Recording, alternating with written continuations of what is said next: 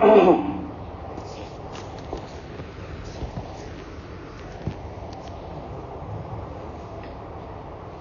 للہ وکفى وسلام علی عباده الذین اصطفى اما بعد فاعوذ باللہ من الشیطان الرجیم بسم اللہ الرحمن الرحیم لقد كان لكم في رسول الله أسوة حسنة لمن كان يرجو الله واليوم الآخر وذكر الله كثيرا صدق الله العظيم.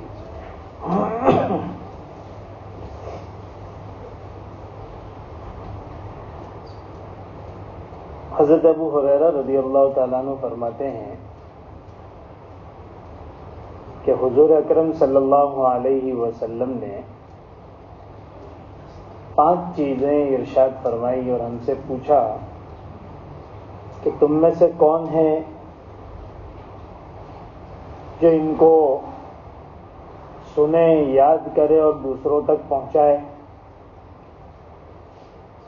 تو حضرت ابو ہریرہ نے فرمایا کہ میں پہنچاؤں گا، میں اسے یاد رکھوں گا، میں اس پر عمل کروں گا. ان 5 چیزوں میں 2 چیزوں کے متعلق گزشتہ ہفتے بات ہو چکی ہے. ایک چیز جو آپ نے ارشاد فرمائی وہ یہ ہے اتق المحارم تکن اعبد الناس. حرام چیزوں سے اپنے آپ کو بچاؤ، سب سے بڑے عبادت گزار بن جاؤ گے. گویا اللہ کے نزدیک مقبول بننا ہے تو اس کے لیے حرام چیزوں سے اپنے آپ کو بچانا ہوگا. چاہے نوافل کی زیادہ کثرت نہ ہو،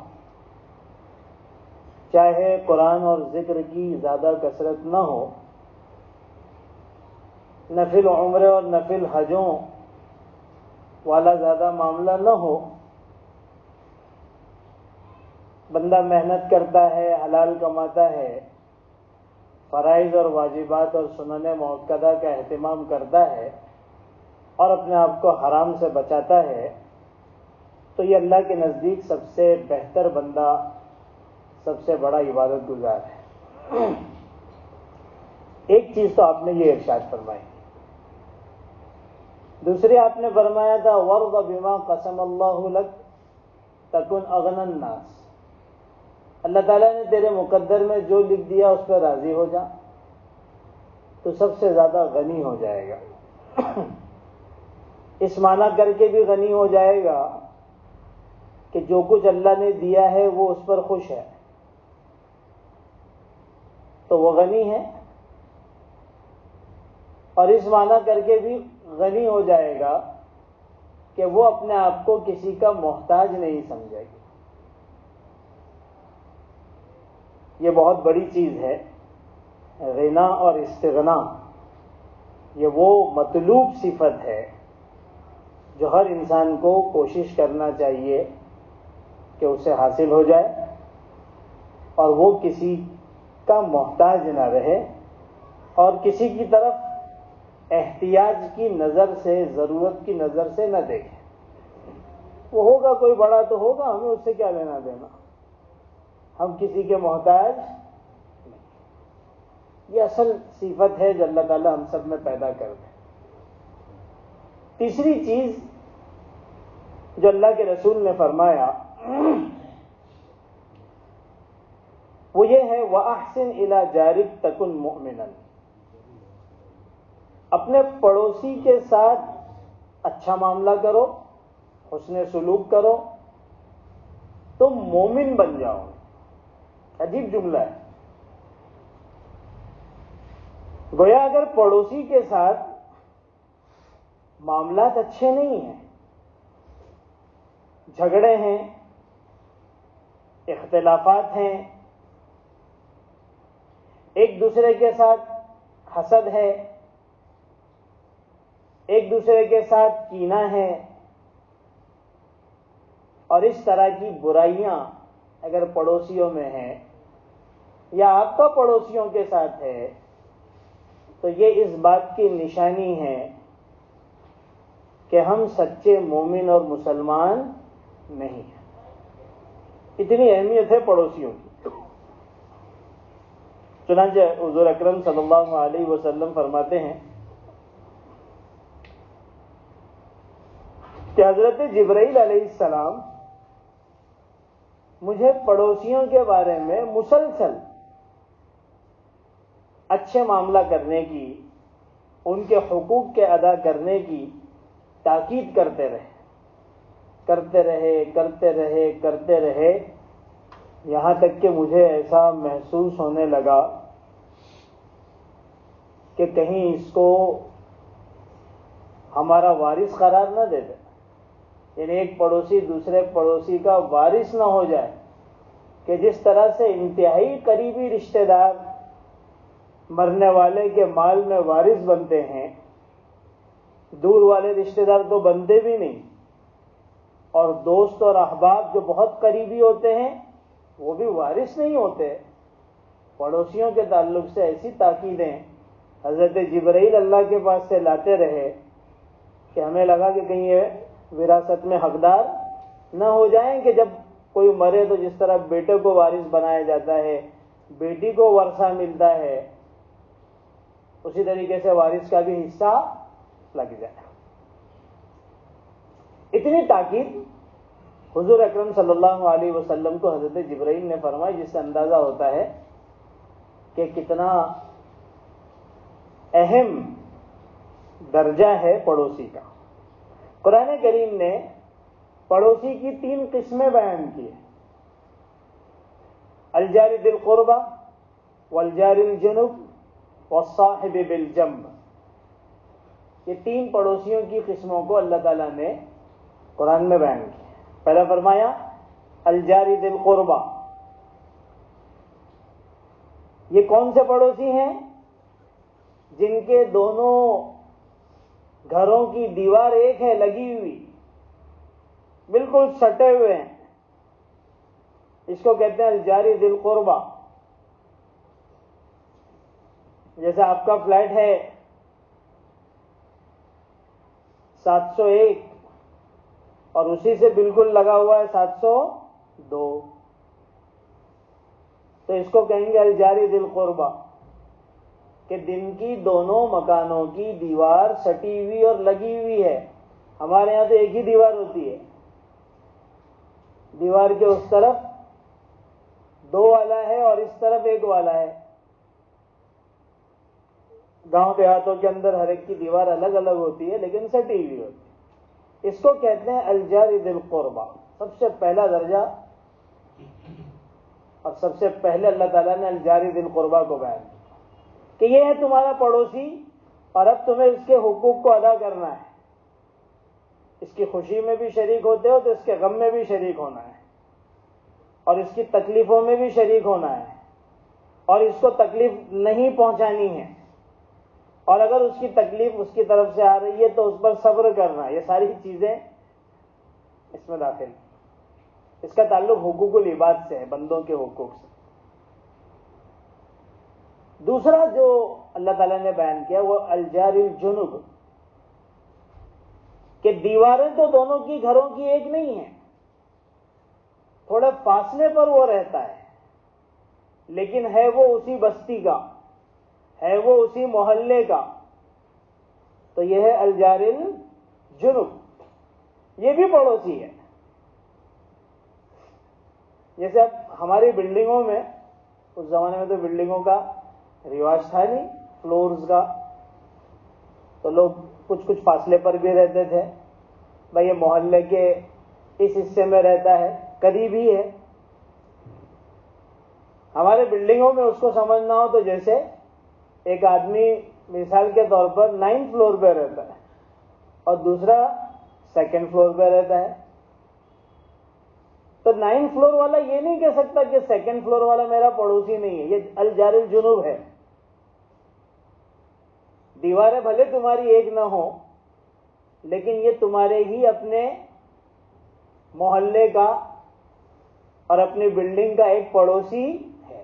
گویا ایک طرح سے سمجھے کہ پوری بلڈنگ، اس کے ہر رہنے والے دوسرے کے پڑوسی ہیں. یہ تفصیل شاید اللہ تعالیٰ نے ہمارے لیے، ان لوگوں کے لیے ہی بیان کی تھی اس وقت، اور اس کو میں اس لیے سمجھا رہا ہوں تاکہ آگے جو مجھے بتانا ہے ہمارا حال، وہ بہت اچھے طریقے سے سمجھ میں آ جائے گا. فلور والوں کو بھی پتہ نہیں ہوتا ہے کہ بھئی فلاں فلیٹ کے اندر کیا حال ہے. ایک ہی فلور والوں میں سے ایک دوسرے کے احوال کا پتہ نہیں ہوتا، اور کوئی دروازہ کھول کر کسی کو پوچھتا تک نہیں ہے. تو سیکنڈ اور 9 کے درمیان کہاں سے کوئی تعلق ہوگا؟ اللہ تعالیٰ نے اسی لیے تقسیم کر کے بتا دیا کہ یہ بھی پڑوسی ہیں اور ان کے حقوق بھی تم پر لاگو ہوتے ہیں، عائد ہوتے ہیں. تو پڑوسی کی دوسری قسم فرمائی والجار الجنب، جو تھوڑا بہت علم رکھتے ہیں، معلومات رکھتے ہیں، وہ کہیں نہ کہیں اس چیز کو جانتے ہیں کہ بھئی یہ بھی ہمارے پڑوسی ہی ہیں اور ان کا بھی ہمیں کچھ نہ کچھ حق ادا کرنا چاہیے. لیکن تیسری چیز اللہ تعالیٰ نے اور ایک بتائی، وَالصَّاحِبِ بِالْجَنْبِ. اس کا آسان ترجمہ یہ ہوگا کہ تھوڑے دیر کا ساتھی یہ بھی تمہارے پڑوسی کے ہی حکم میں ہے. جیسے ہمارے بہت سارے ساتھی جمعہ کے اندر ایک دوسرے کے قریب بیٹھ جاتے ہیں، یہ والصاحب بالجنب ہے. جیسے آپ دونوں بیٹھے ہیں تو یہ جمعہ میں ہی بیٹھتے ہیں، باقی ہفتہ بھر شاید ایسا موقع نہیں آتا. تو قرآن کی اصطلاح میں آپ دونوں والصاحب بالجنب ہے، تھوڑے دیر کے ساتھی ہیں. کہ ٹرین میں سوار ہوئے تو ہمارے بازو کی سیٹ پر کوئی آ کر بیٹھ گیا، فلائٹ میں سوار ہوئے تو ہمارے بازو کی سیٹ پر آ کر کوئی بیٹھ گیا، بس میں بیٹھے تو ہمارے بازو میں آ کر کوئی بیٹھ گیا. اللہ تعالیٰ فرماتے ہیں کہ اس پر بھی پڑوسی کے احکام جاری ہوں گے، اس کے ساتھ بھی حسن سلوک کرنا ضروری ہے. تو اللہ تعالیٰ نے 3 قسمیں بتا دی. الجاری ذی القربہ، وہ 2 پڑوسی جن کے گھروں کی دیواریں ایک ہی ہیں، لگی ہوئی، سٹی ہوئی. والجار الجنب، ایک ہی محلے میں رہتے ہیں، دیواریں ایک نہیں ہیں، کچھ فاصلے پر رہتے ہیں. ہماری بلڈنگوں کے حساب سے میں نے بتایا کہ مثال کے طور پر کوئی فرسٹ فلور پہ، سیکنڈ فلور پہ رہ رہا ہے، کوئی 8 9 10 پہ رہ رہا ہے، اور کوئی 15ویں مالے پہ رہ رہا ہے، تب بھی وہ ایک دوسرے کے کیا ہیں؟ پڑوسی ہیں. اور تیسری چیز جو اللہ تعالیٰ نے بتائی وہ ہے والصاحب بالجنب، تھوڑی دیر کا ساتھی. کہ تھوڑی دیر کے لیے ہمارا ملنا ہو گیا تو یہ بھی اب پڑوسی بن گیا، اس کے پاس اور اس کے ساتھ پڑوسی جیسا سلوک کرنا ضروری ہے. اب ہمارا معاملہ کیا ہے؟ اس جدید تہذیب نے ہر انسان کو دوسرے سے بالکل بیگانہ کر دیا ہے.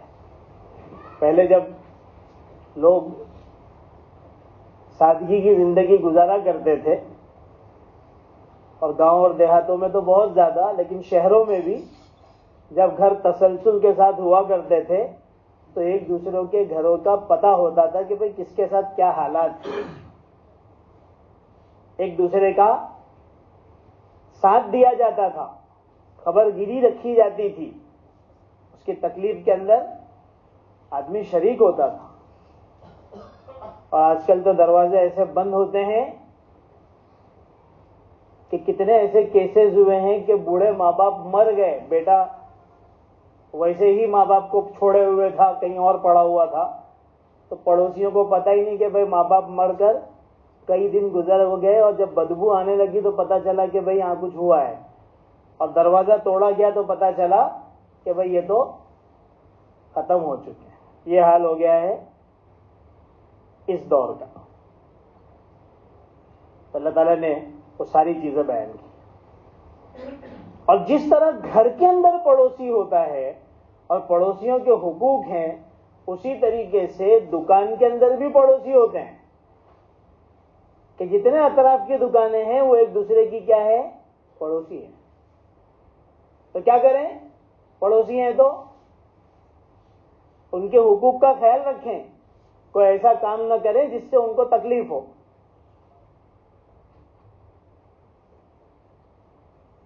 جیسے آج کل کا ایک بڑھتا ہوا رواج ہے کہ ہر دکان کے اوپر ایک آواز لگانے والے منادی کو کھڑا کر دیا جاتا ہے. وہ بس اپنی دکان کی طرف کھڑے ہو کر بلاتا ہے، ارے بھائی ادھر آ جاؤ. کبھی کبھی تو ایسا لگتا ہے کہ آ کے گلا ہی پکڑ لے گا. یہ ادھر بلا رہا ہے، وہ ادھر بلا رہا ہے. یہ پڑوس کے حقوق کے خلاف ہے. یہ پڑوس کے حقوق کے خلاف ہے. پتہ ہی نہیں ہے، دنیا داری ایسی سوار ہے اور دین سے ایسی دوری ہے کہ کچھ پتہ ہی نہیں ہے، سب انہی کاموں میں لگے ہوئے. اور حضور اکرم صلی اللہ علیہ وسلم کی تعلیمات کے نتیجے میں حضرات صحابہ کا کیا معاملہ تھا؟ مدینہ میں بھی بازار لگتا تھا، دکانیں تھی. ایک صحابی کی دکان پر ایک صاحب شام کے وقت پہنچے چیز خریدنے کے لیے.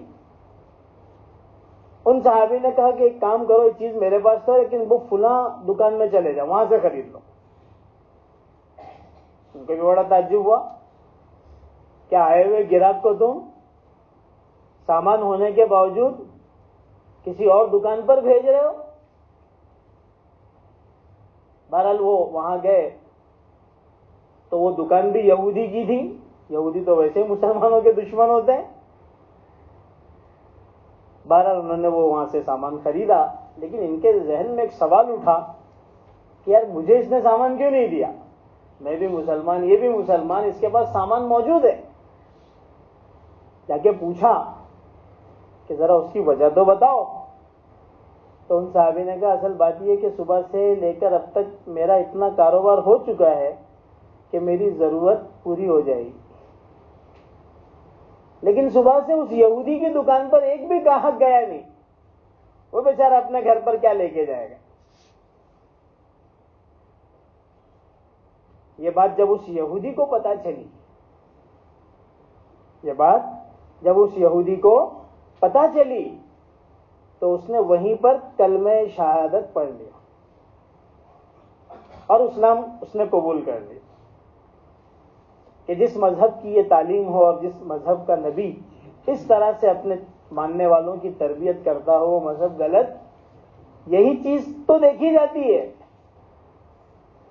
کہ آپ کے معاملات کیسے ہیں، آپ کا معاشرہ اور آپ کی معاشرت کیسی ہے.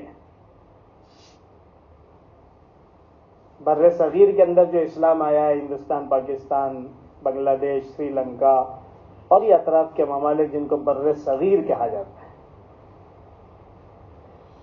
تو صحابہ کوئی تلوار لے کے تو آئے نہیں تھے. چند صحابہ مالابار کے علاقے میں آئے، اس میں بھی کچھ صحابی تھے، اکثر تابعین تھے. تجارت کی، لیکن تجارت اتنے اچھے انداز میں کی ہے کیونکہ معاملات اور معاشرت تو پہلے سے بگڑی ہوئی تھی. جھوٹ اور دھوکہ تو غیروں کے اندر پہلے سے عام تھا.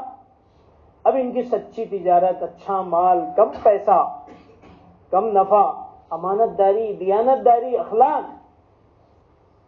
اس کو دیکھ کر وہ سارے کے سارے علاقے والے حلقہ بغوش اسلام ہونے لگے. اس طرح سے اسلام جو ہے وہ ہمارے ملک میں پھیلا ہے. اگر ہم جیسے لوگ کو دیکھ کر کوئی یہ سوچے کہ بھائی میں مسلمان ہو جاؤں تو وہ کبھی مسلمان نہیں ہوگا. یہ بات میں ایسے ہی نہیں کہہ رہا ہوں.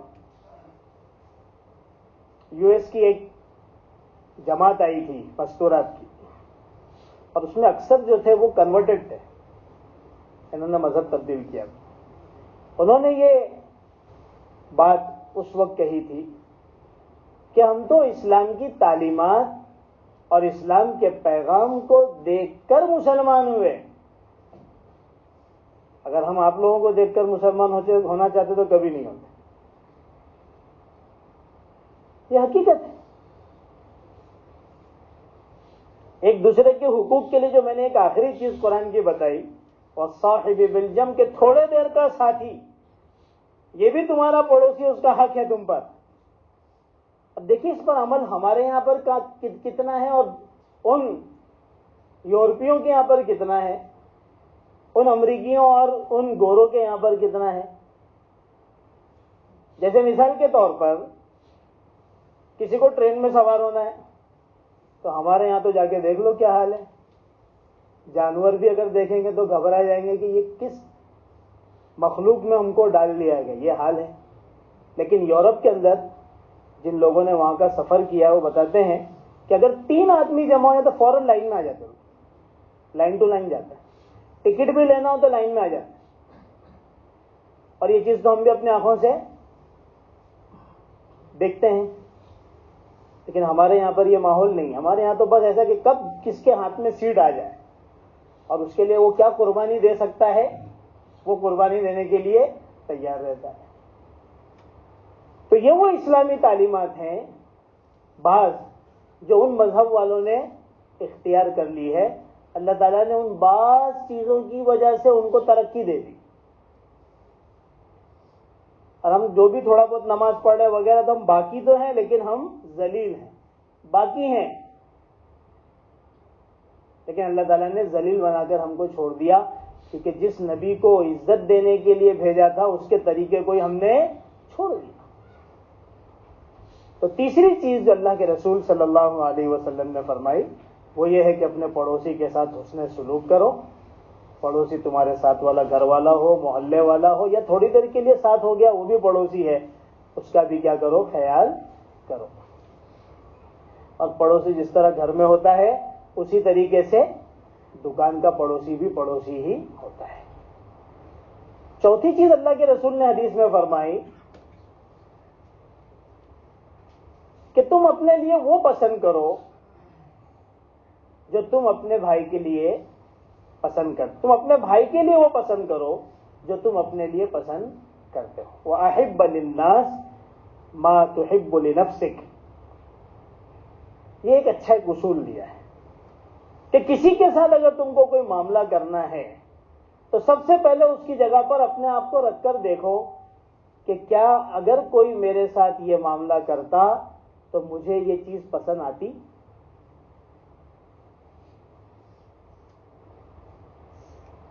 کتنا بہترین اصول ہے. سارے معاشرتی جھگڑوں کا اس ایک جملے کے ذریعے سے اللہ کے رسول نے خاتمہ کر دیا. ایک پیمانہ ہو ہر ایک کے لیے.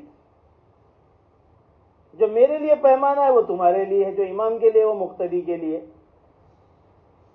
جو سیٹ کے لیے ہو وہ ملازم کے لیے، جو شوہر کے لیے وہ بیوی کے لیے، جو ایک بیٹے کے لیے وہ دوسرے بیٹے کے لیے.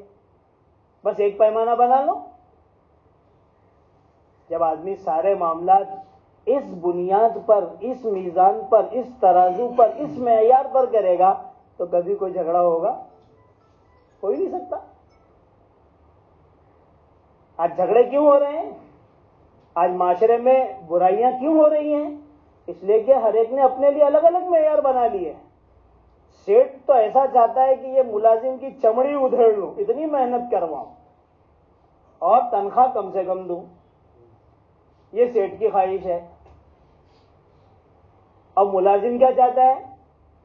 ملازم یہ چاہتا ہے کہ میرا وقت کسی بھی طریقے سے پورا، تھوڑا بہت کام کر لوں. اس کا معیار الگ، اس کا معیار الگ. تو کبھی سیٹ ملازم سے خوش نہیں اور کبھی ملازم سیٹ سے خوش نہیں. ساس اور بہو کے جھگڑے تو مشہور ہیں. جن کے گھر میں جھگڑا نہیں وہ جنت کا مزہ لے رہے ہیں، ورنہ گھر جہنم بنے ہوئے ہیں. ارے بھائی ایسا ہی ہے نا. ساس اس کا معیار الگ ہے، جبکہ یہ خود بھی بہو بن کے آئی ہے. جب یہ خود بہو تھی تو ساس سے کیا توقع اور امید رکھتی تھی کہ میرے ساتھ اچھا معاملہ کرے، مجھ پر ظلم نہ کرے، مجھ سے زیادہ کام نہ لے، مجھے اپنی بیٹی کے جیسا رکھے. لیکن جب یہی خود ساس بن گئی تو وہ ساری چیزیں بہو کے ساتھ کر رہی ہے، وہی زیادتی ہو رہی ہے، وہی ہر معاملے میں اڑنگا لگا رہی ہے بیٹے کے ساتھ. بہو کی جھگڑا لگا رہی ہے، چابی بھر رہی ہے، پتہ نہیں کیا کیا ہو رہا ہے، دونوں کا معیار الگ. تو اللہ کے رسول صلی اللہ علیہ وسلم نے ایک بہت اچھا اصول دے دیا. کیا ایسا اصول دے دیا؟ وَأَحِبَّ لِلنَّاسِ، سارے لوگوں کے لیے. اس میں تو علماء فرماتے ہیں مسلمان اور غیر مسلم کا فرق بھی نہیں ہے، سب لوگوں کے لیے وہی پسند کرو جو تم اپنے لیے پسند کرتے ہو. آپ اپنے لیے راحت پسند کرتے ہیں، دوسرے کے لیے بھی پسند کرو. آپ اپنے لیے اچھا کاروبار پسند کرتے ہیں، دوسرے کے لیے بھی پسند کرو. حسد، جلن، کپٹ، جتنی ساری چیزیں، سب کا خاتمہ اللہ کے رسول صلی اللہ علیہ وسلم نے کر دیا. اچھا، اللہ کے رسول کا معاملہ بھی ایسے ہی تھا. عمرو بن العاص رضی اللہ تعالیٰ عنہ فرماتے ہیں، اور بہت ساری اور حدیثوں میں بھی آتا ہے کہ حضور اکرم صلی اللہ علیہ وسلم جب اپنی مجلس میں بیٹھے رہتے تھے اور سارے صحابہ بیٹھے رہتے تھے، تو اس طریقے سے ہر ایک کے ساتھ آپ کا معاملہ ہوتا تھا کہ ہر ایک کو ایسا محسوس ہوتا تھا کہ میں ہی سب سے زیادہ امپورٹنٹ ہوں اور اللہ کے رسول کا پسندیدہ ہوں. تو عمرو بن العاص رضی اللہ تعالیٰ فرماتے ہیں، ایک مرتبہ میں سے رہا ہی نہیں گیا، تو میں نے اللہ کے رسول سے جا کے پوچھا کہ اللہ کے رسول، آپ کو میں زیادہ پسند ہوں یا ابو بکر پسند ہے؟ آپ سوچئے کہ کتنی برابری تھی، اندازہ انسان نہیں لگا سکتا ہے کہ عمرو بن العاص جیسا ذہین ترین آدمی، کہ عرب کی تاریخ میں 4 لوگوں سے زیادہ ذہین کوئی نہیں گزرا، اس میں ایک عمرو بن العاص ہیں. وہ یہ سمجھ رہے کہ اللہ کے رسول مجھے سب سے زیادہ چاہتے ہیں، تو مجلس میں آ کے فرما رہے ہیں کہ اللہ کے رسول آپ مجھے زیادہ چاہتے ہیں، ابو بکر کو چاہتے ہیں؟ اللہ سے مجھے ابو بکر زیادہ پسند ہے. تو انہوں نے کہا چلو فرسٹ نمبر نہیں، سیکنڈ نمبر تو میں ہی رہوں گا. تو پوچھا کہ اللہ کے رسول آپ مجھے زیادہ چاہتے ہیں یا عمر کو زیادہ چاہتے ہیں؟ مجھے عمر زیادہ پسند ہے. اس کے بعد انہوں نے سوال ہی چھوڑ دیا، نہیں کہ پتہ نہیں کون سے نمبر پہ میں آؤں گا. یہ اہم نہیں ہے، اہم یہ ہے کہ اللہ کے رسول صلی اللہ علیہ وسلم کا معاملہ اپنے صحابہ کے ساتھ کس طرح سے تھا. یہ ہے کہ بھائی لوگوں کے ساتھ اس طرح سے معاملہ کیا جائے. یہ دوسری چیز اللہ کے رسول صلی اللہ علیہ وسلم کی تعلیمات میں. 5 چیزوں میں سے 4 چیز ہو گئی، اور 5ویں چیز آپ نے فرمایا کہ تم زیادہ ہنسنے سے اپنے آپ کو بچاؤ. فَإِنَّ كَثْرَةَ الضِّحْكِ تُمِيتُ الْقَلْبَ، اس لیے کہ زیادہ ہنسنا یہ دل کو مردہ کر دیتا ہے. یہاں ہنسنے سے مراد مسکرانا نہیں ہے، یہاں ہنسنے سے مراد کہا لگا کر زور زور سے ہنسنا، جو آج کی تاریخ میں ایک علاج بن گیا ہے، جو آج کی تاریخ میں ایک فن بن گیا ہے. کہ اگر آپ صبح کی واکنگ میں کہیں پہ جا رہے ہو اور آپ ان چیزوں سے واقف نہ ہو اور اچانک ہنسی کی آواز آئے گی تو آپ سٹپٹا جاؤں گے کہ آخر یہ ہوا کیا ہے. تو پتہ چلے گا کہ یہاں سائڈ میں کوئی صاحب بیٹھ کر اپنے دل کو زندہ کرنے کے لیے زور زور سے ہنس رہے. اور اللہ کے رسول فرماتے ہیں کہ کثرت ذکر سے بچو، اس لیے کہ زیادہ ہنسنا تمہارے دل کو مردہ کر دے گا. تو یہ جو ہے وہ انسان کو، ویسے بھی جو لوگ زیادہ ہنسی مذاق کرتے ہیں وہ اپنی عزت گنوا بیٹھتے ہیں. تو یہ ویسے بھی پسند نہیں کیا گیا ہے کہ آدمی بہت زیادہ ہنسی مذاق کرے، اور خاص یہ چیز کہ زور زور سے ہنسنا اور ہر جگہ پر جو ہے وہ ٹھٹا کرتے رہنا، یہ چیز کسی بھی طریقے سے پسندیدہ نہیں ہے. یہ انسان کی شخصیت کو گھٹا دیتی ہے، اس کی عزت کو کم کر دیتی ہے. اور سب سے بڑی چیز جو اللہ کے رسول نے مینشن کی ہے کہ اس کے ذریعے سے تمہارا دل جو ہے وہ مردہ ہو جاتا ہے. کچھ چیزوں کے تعلق سے اللہ کے رسول نے فرمایا ہے کہ ان چیزوں سے دل مردہ ہو جاتا ہے. ایک چیز تو یہ فرمائے کثرت ضحک، زور زور سے کہا لگا کر مسلسل بار بار ہنستے رہنا، یہ مردہ کر دیتا ہے. اور ایک چیز فرمائی آپ نے، طعام المیت یمیت القلب، میت کے گھر کا کھانا یہ دل کو مردہ کر دیتا ہے. اسی وجہ سے میت کے گھر پر جو ہے وہ عام لوگوں کا کھانے کا جو آج کل رواج ہو گیا ہے، اس کو ختم کرنے کی ضرورت ہے. اس سے دل مردہ ہو جاتے ہیں. اللہ ہم سب کی حفاظت فرمائے. سبحان اللہ.